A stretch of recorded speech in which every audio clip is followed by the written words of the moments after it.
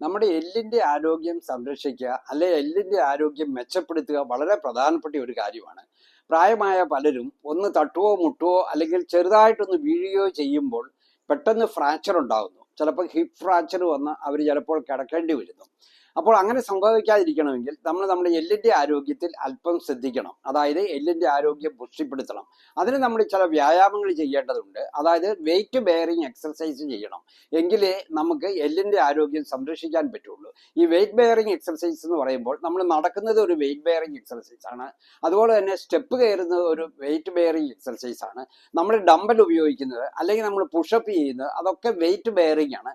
അതേ സമയത്ത് നീന്തൽ ഒരു വെയിറ്റ് ബെയറിങ് എക്സർസൈസ് അല്ല. സൈക്ലിങ്ങും ഒരു വെയിറ്റ് ബെയറിങ് എക്സർസൈസ് അല്ല.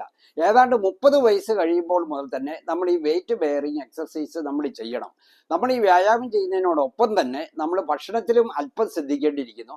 അതായത് ഭക്ഷണത്തിൽ കാൽസ്യവും അതുപോലെ തന്നെ നമുക്ക് മഗ്നീഷ്യം, അത് വൈറ്റമിൻ ഡി, ഈ 3 പോഷകങ്ങളും ഉള്ള ആഹാര സാധനങ്ങളുടെ നമ്മൾ ഉൾപ്പെടുത്താൻ പ്രത്യേകം ശ്രദ്ധിക്കണം. അപ്പോൾ നമ്മൾ എല്ലിന്റെ ആരോഗ്യം മെച്ചപ്പെടും. എല്ല് പെട്ടെന്ന് ഒടിയുകയും